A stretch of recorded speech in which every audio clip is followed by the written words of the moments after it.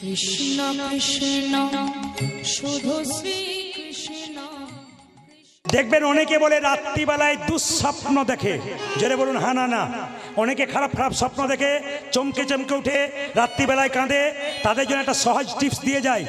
শাস্ত্রে লিখিত আছে, যদি কেউ দুঃস্বপ্ন দেখে তবে তার কি কর্তব্য? শোবার সময় পা ধোবেন, হাত ধোবেন, মুখ ধোবেন, কান ধুয়ে নেবেন, মুছে নেবেন। আপনি রাত্রিবেলায় বিছানায় শোবেন, এই মন্ত্রটাই 3 বার বলবেন, জয় নরসিংহদেব, জয় নরসিংহদেব, জয় নরসিংহদেব। আপনার আর 1 মাসের মধ্যে দেখবেন ভয়ঙ্কর স্বপ্ন আপনি দেখবেন না। আচ্ছা বেশ বেশ বেশ, হাত মাঝে মাঝে তুলবেন, তাতে আপনাদের লাভ আছে। আমার দিকে তাকান, দেখবেন যার প্রচুর টাকা আছে জিজ্ঞেস করবেন, দাদা কেমন আছেন? আর বলবেন না টেনশন, খালি টেনশন। আর দেখবেন কৃষ্ণ ভক্তকে জিজ্ঞেস করবেন কেমন আছেন, আর হরির কৃপায় ভালোই আছে, মানে খাচ্ছে দাচ্ছে দিব্যি ভালো আছে। আর যিনি প্রচুর টাকার মালিক তিনি ঘুমোতে গিয়ে 2টো ঘুমের ট্যাবলেট খাচ্ছে, তাও ভেলিয়ে তাকিয়ে আছে, আরও পাওয়ারের চাই আর কি। তো নিবেদন আপনাদের কাছে, শান্তি যদি পেতে চান আপনাদের কাছে নিবেদন রইল, শান্তি একমাত্র হরিনামে, বাকি কোথাও নাই।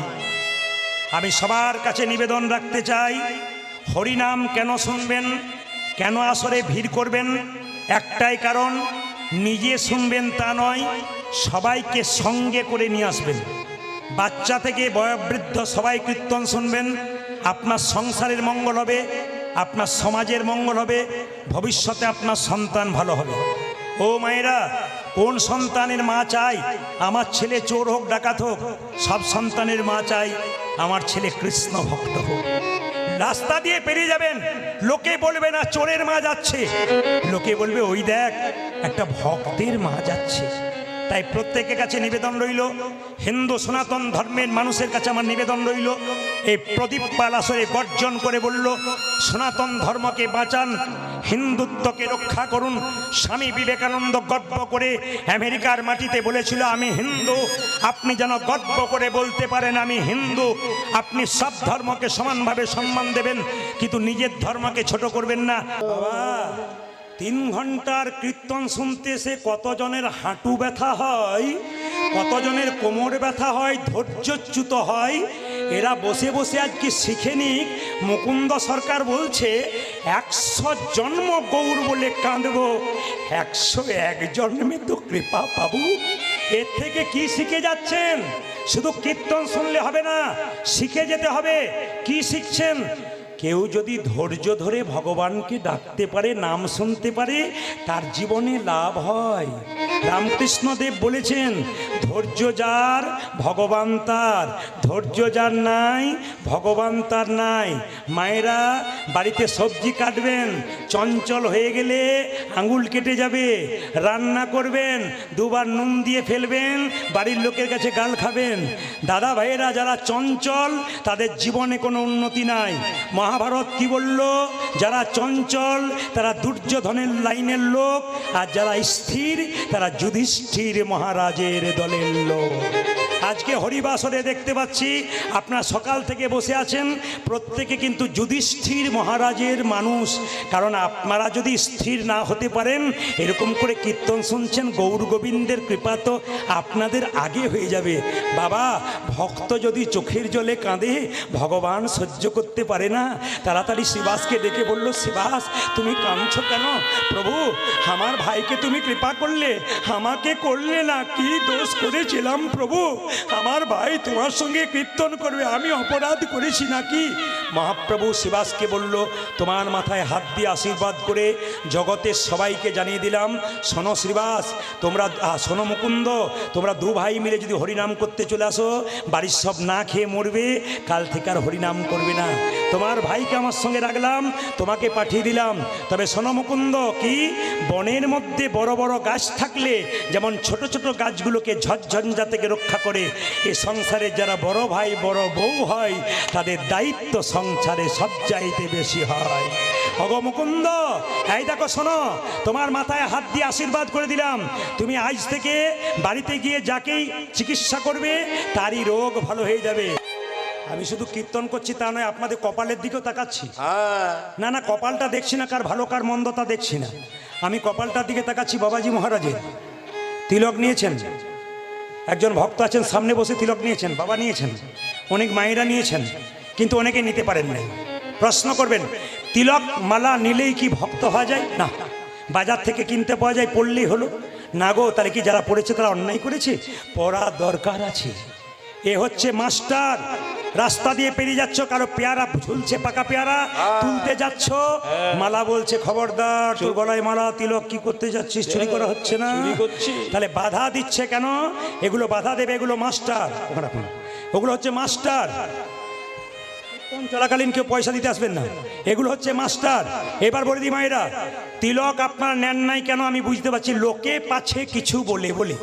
আমাদের ওখানে একটি মেয়ে 25 বছর বয়স, তাকাবেন, তিলক নেই, তিলক তিলক তো মালা নেই, তো পাশের বাড়ি 5টা মেয়ে বলাবলি করে, বাবারে দিদি হারাধনের বইয়ের কি ঢং দিদি, তিলক নিয়েছে মালা নিয়েছে, ভগবান বোধে আগেই পেয়ে যাবে। তবে শুনে রাখুন আপনারা, যারা এই সমস্ত মন্তব্য করে তাদের জন্য বলে রাখি, হাতি চলে বাজার, কুত্তা ভুকে হাজার।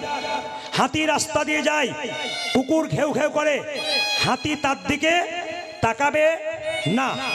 তিলক আপনারা কি নেবেন সবাইকে বলে যায়, এই যে তিলক দেখতে পাচ্ছেন, এই তিলকের জন্ম কোথা থেকে একটু সংক্ষেপে বলি। ভগবান কৃষ্ণের মাথা ব্যথা হলো, কোনো মতে মাথা ব্যথা সারছে না, তখন নারদ মুনি বলছে কিসে সারবে? কৃষ্ণ বলল মাথা ব্যথা সারতে পারে একটা উপায়ে, কি? যদি কোনো ভক্ত তার চরণের ধুলি দেয়। ও মায়েরা, 16,108টা স্ত্রী কেউ দিল না, শেষে গেল কার কাছে? তাকাবেন, রাধারানীর কাছে। রাধারানী বলল, নারদ তোমার গলার কাপড়টা দাও, আমি চরণের ধুলি দেবো। যেই না চরণের ধুলিটা দিয়েছে, অমনি সোজা নিয়ে গিয়ে কি করেছে? গোবিন্দের মস্তকে দিয়েছে। রাধারানীকে নারদমুনি বলল, কেউ ভয়ে দিল না নরকে যাবার ভয়ে, তুমি নরকে যাবে না? রাধারানী কেঁদে কেঁদে বলল, আমি নরকে যাব, আমার গোবিন্দের তো মাথা ব্যথা ভালো হয়ে যাবে। ও মায়েরা, সবাই শুনে নিন, এই যে তিলক আপনারা করছেন, সবাই তাকাবেন, এই তিলকটা কিন্তু আপনারা করতে পারেন। কার তিলক? ব্রজগোপীদের চরণধুলি, রাধারানীর চরণধুলি। তিলকের দুটো দাগ, তাকাবেন আমার দিকে, সাদা তিলক আমার আছে, সাদা করুন কালো করুন একই মান। এই তিলকের দুটো দাগ, একদিকে ব্রহ্মা, একদিকে মহেশ্বর, মাঝখানে ফাঁকাটা কি? বিষ্ণু। এখানে যে এইটা রয়েছে চিহ্নটা কি? তুলসী পত্র। এটাকে ভগবানের চরণ ধরলে এটাকে তুলসী পত্র ধরা হয়। যদি এটা তুলসী পত্র হয়, কতটা দেবেন? একটা নাককে 4 ভাগ করার পর 3 ভাগ অংশ পর্যন্ত এই চিহ্নটা দিতে হয়। মায়েরা, আজ্ঞা চক্র এখানে আছে, তাই কেউ যদি তিলক করতে পারে তার মস্তিষ্ক ঠান্ডা থাকে। তবে যারা তিলক করতে পারেন না, অনেকে বলেন কিছু খেতে পাবো না, তিলক করতে পাই না, তাদের জন্য বলে রাখি, তিলক আপনারা করবেন, যা খাবেন খাবেন। শাস্ত্র বলল তিলকের আসল রহস্য কোথায়? যদি কেউ আমাদের মতো তিলক করতে না পারেন, এক কাজ করুন, জল তিলক করুন। স্নান করবেন মায়েরা, দাদা ভাইরা, হাতে জল নেবেন, তাকান আমার দিকে, এই আঙ্গুলে করে হরে কৃষ্ণ মহামন্ত্র বলে এই যে তিলক করেছি, এরকম তিলক আপনারা করে নেবেন, এরকম ফোঁটা দিয়ে নেবেন, কেউ দেখতে পাবে না, আপনার অনুভব হবে জল তিলক হয়ে গেল।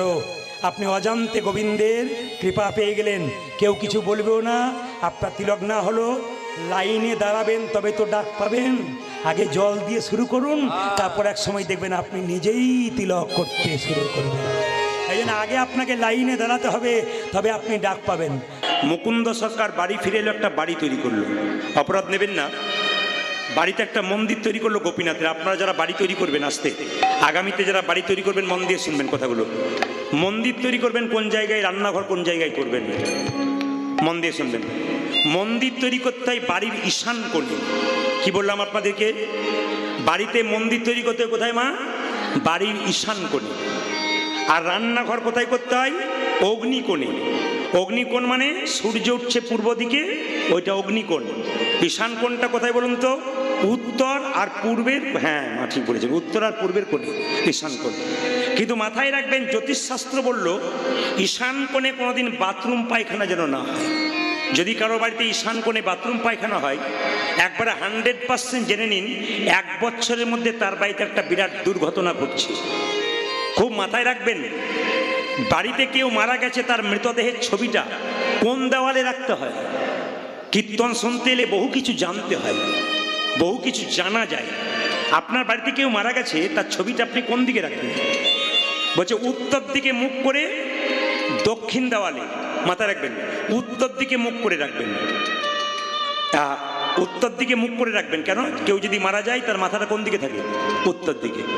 কিন্তু মাথায় রাখবেন, বাড়িতে যখন আপনি খাবার খাবেন তখন দক্ষিণ মুখে খাবেন না।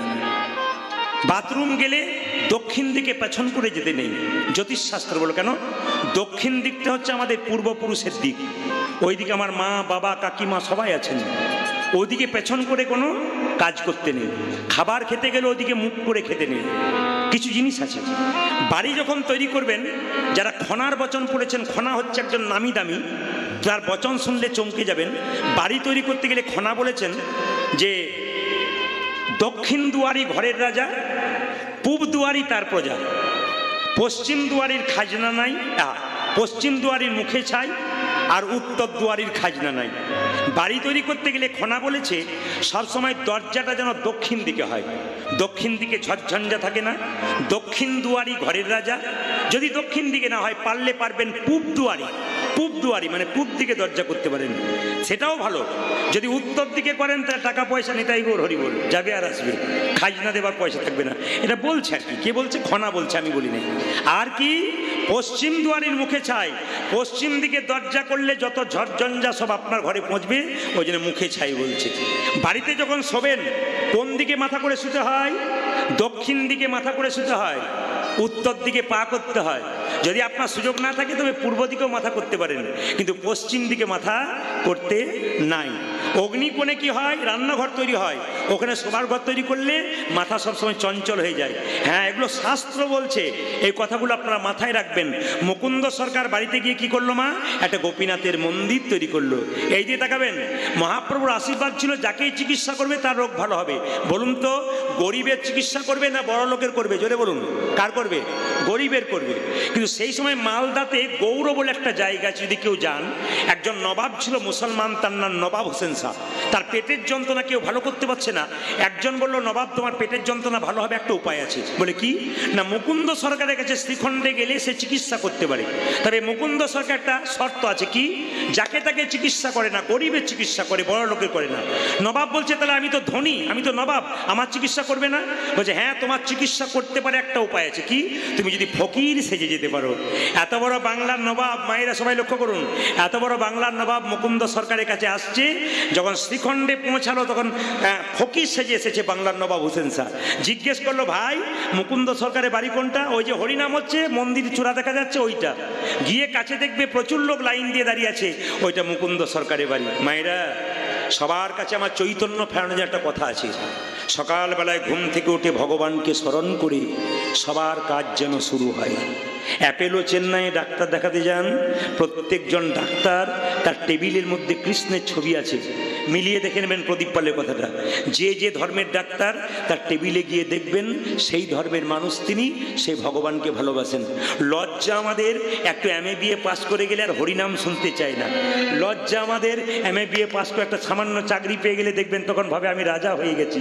অ্যাপেলো চেন্নাই চলে যান, বিখ্যাত লন্ডন ফেরত ডাক্তারগুলো সব টেবিলে কৃষ্ণের ছবি নিয়ে বসে আছে। বিরাট কোহলি যিনি আমাদের ছিলেন, যিনি আছেন এখন কি বিরাট ব্যাটসম্যান ভারতবর্ষের, তিনি দেখবেন নিরামিষ খান। আমাদের যিনি ক্যাপ্টেন তিনি কি রোহিত শর্মা, তিনি পর্যন্ত নিরামিষ খান, তার স্ত্রী নিরামিষ খান।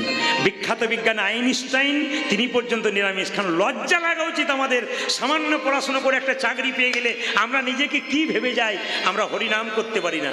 আবার শুনলে চমকে যাবেন, আমার পাশের গ্রামে একটা স্কুল আছে, সেখানে 10 জন শিক্ষক, 6 জন হিন্দু শিক্ষক, 4 জন মুসলিম শিক্ষক। শুক্রবার দিন 4 জন মুসলিম শিক্ষক একটা ক্লাস বাদ দিয়ে তারা কি করে, মসজিদে নামাজ পড়তে যায়। হিন্দু শিক্ষকগুলো 50 বার মন্দিরের পাশ দিয়ে পেরিয়ে যাচ্ছে, একবার প্রণাম পর্যন্ত করছে না। ওরা শিখিয়ে দিচ্ছে আমরা শিক্ষিত হতে পারি, আমাদের ধর্মটাকে ঠিক রেখেছি। যিনি আমাদের প্রধানমন্ত্রী ছিলেন মনমোহন সিং, বলুন তো নিজের ধর্মের পাগড়িটাকে খুলেছিলেন? এত বড় প্রধানমন্ত্রী খুলেছিলেন? ওটা উনি ধর্মের প্রতীক। ওই জন্য আপনাদের কাছে নিবেদন রইল, নিজের ধর্মকে কেউ ছাড়বেন না, প্রত্যেক ধর্মকে সম্মান দেবেন। মুকুন্দ সরকার গোপীনাথ গোপীনাথের ভজন করছে, আর নবাব হোসেন শাহ বলছে বাবা মানে ফকির সেজে গিয়ে বলছে দেখি আমি বড় গরিব মানুষ, আমার নাম হোসেন ফকির, একটু দাঁড়াই সামনে। যখন সামনে গিয়ে দাঁড়িয়েছে তখন মুকুন্দ সরকার কি গাইছে দেখুন সকালবেলায়, হে গোপীনাথ আমি তো তোমাকে সোনার মন্দির তৈরি করে দিতে পারবো না, আমার তো সে টাকা নাই। ওগো গোপীনাথ আমি তোমাকে মন মন্দিরে রাখবো। নবাব হোসেন শাহ মনে মনে ভাবছে ওগো এতক্ষণে আমি বুঝতে পারলাম গো, বলে কি এতক্ষণে বুঝতে পারলাম যে সকালবেলায় তুমি ভগবানের ভজনা করো, তারপর চিকিৎসা করো, এই যে তোমার রোগ ভালো হয়। একবার মন দিয়ে শুনি তুমি কি বলছো। নবাব শুনছে ফকির সেজে, আর মুকুন্দ গাইছে আমার মন ওই আমার আমার মন মন্দিরে মন্দিরে তুমি মদন মন দাঁড়াবে গো আসি ডাকিয়া উলো ধরি মন্দিরে দাঁড়াবে বসি ডাকিও মন মন্দিরে মদন মন দাঁড়াবে গো আসি ডাকিয়া উলো ধরি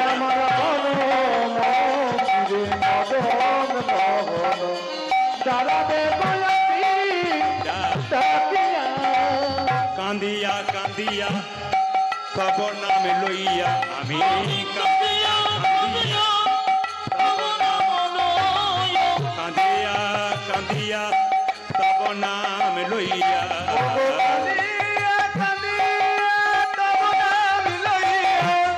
জলে বুক ভাসায়া কান্দিয়া কান্দিয়া তব নাম লইয়া নয়ন জলে আমার মন মন্দিরে মদন মহান দাঁড়াবে গো আসি ডাকিয়া তালি দিয়ে আমার মন মন্দিরে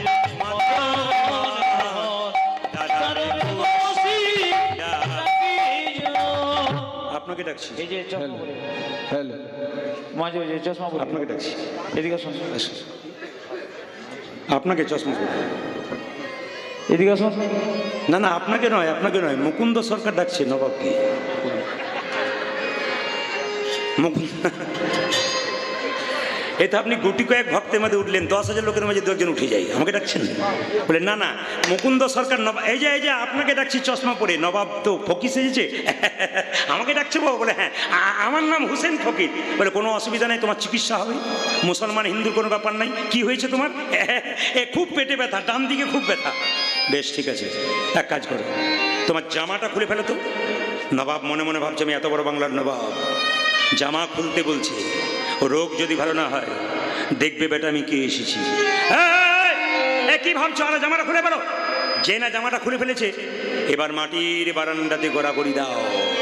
নবাব মনে মনে ভাবছে কালের কাল বর্ষাকাল, হরিণে চাটে বাঘের গাল, নেহাত বেকায়দায় পড়েছি, রোগ যদি ভালো না হয় ভাবছো কি? আরে গড়াগড়ি দাও। যেই না গড়াগড়ি দিয়েছে অমনি মুকুন্দ সরকার নবাব চমকে উঠেছে। কবিরাজ কবিরাজ কি তোমার এখানে ওষুধ দেওয়া থাকে নাকি? বলে কেন? যেই না আমি গড়াগড়ি দিলাম অমনি আমার অর্ধেকটা পেটের রোগ ভালো হয়ে গেল। মুকুন্দ বলল সবাইকে দিতে দিতে এক আধটু পড়ে গেছে, তোমার হয়তো কাজে লেগে গেছে। দেখি দেখি দেখি দেখি দেখি দেখি হাঁ করো তো। যেই না নবাব হাঁ করেছে মুকুন্দ সরকার আসল ওষুধটা দিয়েছে আর নবাবের পেটের রোগ ভালো হয়ে গেছে। আসলে তা নয়, ভক্তপদ ধুলি আর ভক্তপদ জল, ভক্ত পদ ভক্ত ভক্ত শেষ হয় তিনি মহা। আমি কয়েকদিন আগে একটা আসরে গান গাইছিলাম, কলকাতা থেকে 3টি মেয়ে হুগলিতে একটা বাড়িতে গান হচ্ছে এরকম, 3টি মেয়ে 4 চাকাতে গেছে, আমাকে বাসাতে গিয়ে পরিচয় করলো, দেখলাম 3 জনে 3টে গোপাল নিয়ে গেছে আমাকে দেখা করতে। তো জিজ্ঞেস করলাম গোপাল কেন? বলে একে নিয়েই তো সংসার করি, ইনি তো আসল সন্তানের মতো ভালোবাসি। বাহ, খুব ভালো কথা। কীর্তন শুনতে এলো, 3টে গোপালকে সামনে রেখে 3টি মেয়ে সামনে বসেছে। কীর্তন শেষ হয়ে গেল, সবাই চলে যাচ্ছে, ওই 3টে মেয়ে কি করছে? নতুন শাড়ি পরে ধুলোতে গড়াগড়ি দিয়ে শুয়ে আছে। আমি ও জিজ্ঞেস করলাম কায়দা করে, আচ্ছা দিদি তোমার শাড়ি ময়লা হয়ে যাবে না, তুমি ধুলোতে গড়াগড়ি দিচ্ছ?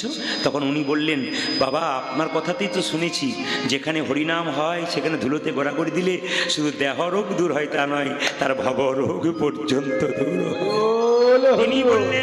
তিনি বললেন যে শ্মশানে চিতাতে স্বামী, মায়েরা একটা স্বামী যদি 4টে কাপড়ের দোকান থাকে, তার স্ত্রী যদি মারা যায় শ্মশানের চিতাতে শুয়ে দিলে একটা কাপড়ও সংজ্ঞা দেবে না। এই জন্য ধুলোটাই হচ্ছে আসল, ধুলোতে গড়াগড়ি দিতে হয়। জিজ্ঞেস করলাম আপনি করেন কি? চমকে গেলাম মায়েরা, দাদা ভাইয়েরা শুনে নিন, মেয়েটির কথা শুনে চমকে গেলাম। বলছে আমি কলেজে পড়াই, কলেজের প্রফেসর, একজন কলেজের লেকচারার প্রফেসর অধ্যাপিকা, সে কত টাকা বেতন, সে কেন কীর্তন শুনবে? বাচ্চাটাকে কোলে নিয়ে কীর্তন শুনতে শুনতে মাঝে মাঝে গড়াগড়ি দিচ্ছে। অবাক হলাম, চৈতন্য জেগেছে।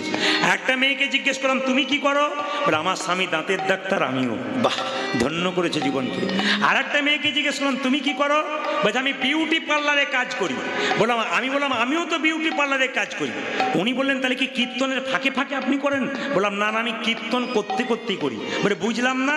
বললাম তুমি বিউটি পার্লারে কাজ করে লোকের বাইরেটা সুন্দর করার চেষ্টা করো, আর আমি হরিনাম নামক বিউটি পার্লারে কাজ করে ভক্তের হৃদয় মন্দিরটাকে সুন্দর। সবাই লক্ষ্য করুন মায়েরা, মুকুন্দ সরকারের ওষুধ যখন নবাব ভালো হয়ে গেল, চিৎকার করে বলল মুকুন্দ। মুকুন্দ বলে উঠলো, কার এত বড় সাহস যে আমার নাম ধরে ডাকলো? নবাব বললো, আমি সারা বাংলার নবাব হুসেন শাহ। নবাব আপনি? হ্যাঁ। আমি তোমাকে পরীক্ষা করতে এসেছিলাম, তুমি কত বড় কবিরাজ। সত্যি তুমি বড় কবিরাজ, তোমাকে এখানে রাখবো না, তোমাকে মালদাতে আমার গৌড়ে নিয়ে চলে যাব। রাত্রিবেলায় মুকুন্দ মহাপ্রভু মন্দিরে কাঁদছে। দেখুন মায়েরা, আমি কিন্তু গোটা কথাগুলো লীলার উপরে বেশ করে চলছি। একবার লীলাটাকে টেনে টেনে নিয়ে যাচ্ছে, আপনারা সবাই লক্ষ্য করছেন। একবার লীলার মধ্যে যাচ্ছি, লীলার মধ্যে তত্ত্বের মধ্যে, সবাই লক্ষ্য করুন। মুকুন্দ কবিরাজ রাত্রিবেলায় মহাপ্রভু মন্দিরে স্বপ্ন দিলেন, চিৎকার করে বললেন, প্রভু তুমি বলে দাও, আমি তো মুসলমানের চিকিৎসা যাইনি, আমি তো মুসলমানের বাড়িতে যেতে যাইনি, আমি কেন মুসলমানের বাড়ি যাব? রাত্রিবেলায় মহাপ্রভু আকাশবাণী করে বললেন, মুকুন্দ ঈশ্বর যা করে তা, জোরে বলুন না, আপনাদের জোরে বলতে হবে, ঈশ্বর যা করে তা। দাঁড়ান দাঁড়ান দাঁড়ান, এইখানেই মজা আছে। ঈশ্বর যা করে তা, এখন যদি জল নেমে যায় ঈশ্বর যা করে তা, আপনারা তো মঙ্গলের জন্য বলছেন, যে করছে তার কি অবস্থা হবে? আবার শুধু তাই নয়, দেখবেন আপনার ছেলে যদি পরীক্ষাতে ফেল মেরে দেয়, তারপর কেউ যদি বলে ঈশ্বর যা করে তা মঙ্গলের জন্য করে, দেখেন একবার কি অবস্থা হয়। তখন বলবেন তো ঈশ্বর যা করে তা মঙ্গলের জন্য করে, হবে না?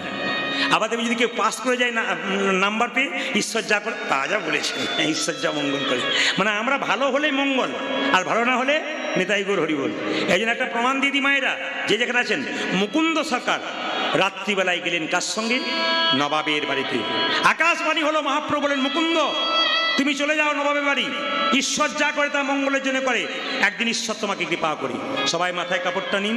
মুকুন্দ সরকার গেল নবাবের বাড়ি। কোথায় গেল? মালদাতে। মালদাতে গিয়ে নবাব বলল, মুকুন্দ তুমি কি চাও? বলে তুমি তো মুসলমান, আমি তো হিন্দু, তোমার এখানে একটা গোপীনাথের মন্দির তৈরি করো, এখানে আমি হরিনাম করব, আর গরিবের চিকিৎসা করব, আর জীবের দ্বারে হরিনাম দেবো, রাজি আছো? নবাব বলল, কোনো অসুবিধা নেই, আমি মুসলমান হতে পারি, তুমি হিন্দু হতে পারো। মুসলমান মানে কি? মুসলমানের সৎ, মান মানে ইমান, সৎ ইমানদার মুসলমান। তিনি কে? নবাব হুসেন শাহ। তিনি বললেন, ঠিক আছে, গোপীনাথের মন্দিরে তুমি গোপীনাথের পুজো করো।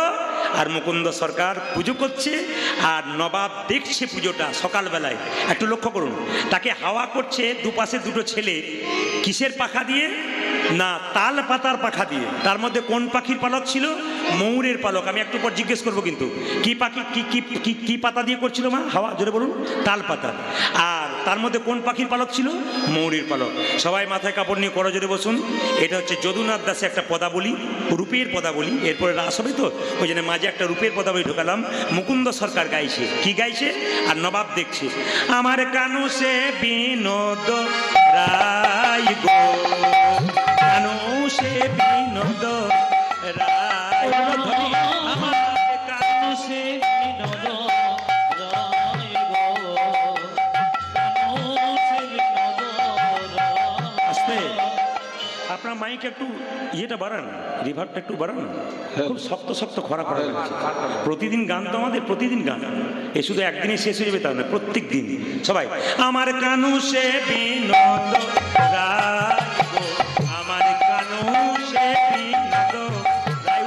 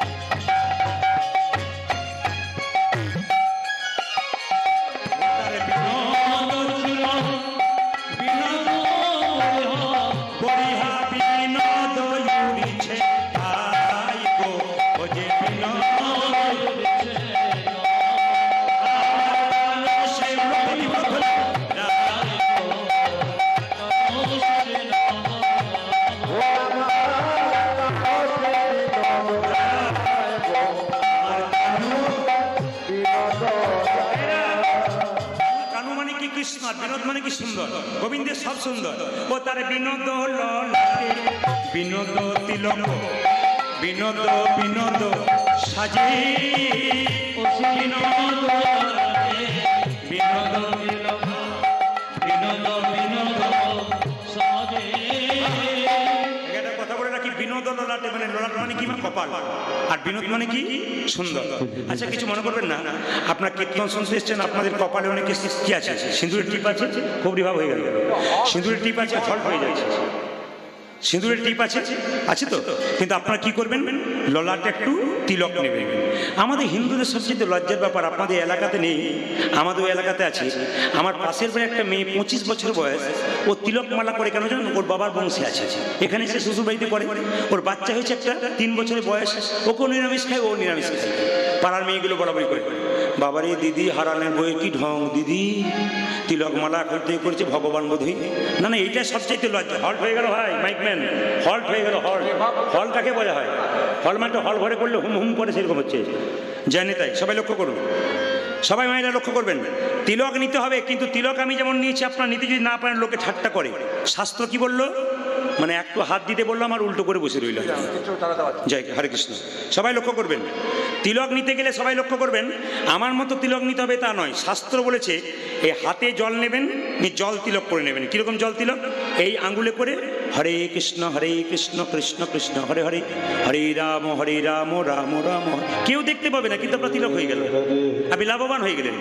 আর যদি মনে করেন যে একটা টিপ নেব, কেউ দেখবে, যদি ভক্ত হয়ে যায়, তা তুলসী গাছের গোড়াতে জল দেবেন, যে মাটিটা কাঁচা মাটি রয়েছে না, ওই মাটিটা এই আঙ্গুলে করে তুলবেন। প্রশ্ন করবেন এই আঙ্গুলটাতে নেব কেন, বলছে এটা হচ্ছে বৃদ্ধাঙ্গষ্ঠী, এটা হচ্ছে তর্জনী, এটা মধ্যমা, এটা অনামিকা, এটা কনিষ্ঠা। তাহলে অনামিকা মানে কি, যার নাম নেই তা নয়, অনামিকা মানে বিষ্ণুর আঙ্গুল। একটা তুলসী পত্র দেবেন এই আঙ্গুলে, একটা বাতাসা দেবেন এই আঙ্গুলে, ভগবানের আঙ্গুল হচ্ছে এইটা, মাথায় রাখবেন, এইটা এই আঙ্গুলে দেবেন। তাই ভগবান যখন চুপচাপ বসে আছেন মন্দিরে, গোপীনাথ রূপে মুকুন্দ সরকার গাইছে, ও তারে বিনোদ ললাটে বিনোদ তিলক, বিনোদ বিনোদ সাজে, বিনোদ তিলক, বিনোদ বিনোদ সাজে, বিনোদ ধরি বিনোদ মুরলী, বিনোদ ধরি বিনোদ মুরলী,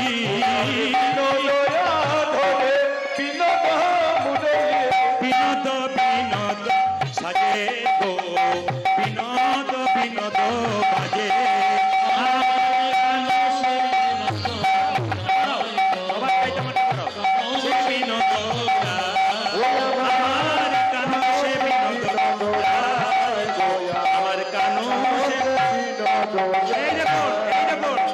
বিনোদ গলাই বিনোদ মালা, বিনোদ বিনোদ দোলে উলধ্বনি, আর বিনোদ গলাই বিনোদ মালা, বিনোদ বিনোদ দোলে।